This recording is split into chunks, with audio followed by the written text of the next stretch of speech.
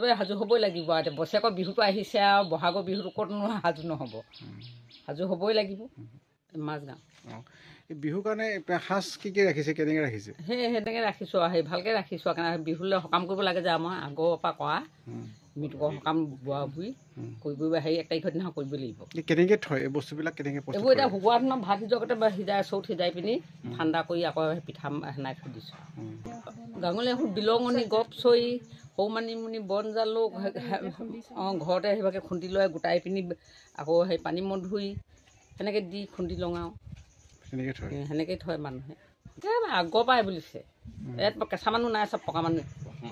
সকাম কৰিবই লাগিব সাজ নহ'লে সকাম নকৰিলে মানে কিবা হ'বই আৰু ঘৰখনৰ ভিতৰত বিহু বুলি ক'লে সাজটো লাগিবই সকাম কৰিবই লাগিব সকাম কৰিলেহে আমি খাব পাৰোঁ সাজটো লাগিব কুকুৰাও লাগে নহ'লে মাছ হ'লেও দিব মানে খুন্দি লয় আৰু ৰাইজে খুন্দি আৰু মাইকী মানুহক খুন্দি আৰু ঢেঁকীতে সেই পিঠা খুন্দি নহ'লে এতিয়া আজিকালি মেচিনতো খুন্দে সেই খুন্দি মেলি আৰু তাৰপৰা সেই ধোঁৱাত থৈ দিয়ে যেতিয়া পিঠাকেইটা শুকাব আৰু তেতিয়া আকৌ সাজ ঔষধটো কিনি আনি কিবা কিনি আনিবলগীয়া নেকি আৰু নেলাগে কিনি আনিবলৈ আমি বন ঔষধ দি পেলাই থওঁ কিছুমান সাজৰ গুটি কিনে বুলি কয় যে সেইটো কেনেকুৱা সেইটোকে কয় সাজৰ গুটি বুলি পিঠাখিনিকে বিকে আকৌ কোনোবাই হেৰি খুন্দিলেও সৰহকৈ খুন্দে আৰু তাৰপৰা নুখুন্দা বুলি কিনি কিনি বনাই দিয়ে আৰু সেনেকৈ বনাই বাৰু পিঠা সাজৰ পিঠা বুলি কওঁ আমি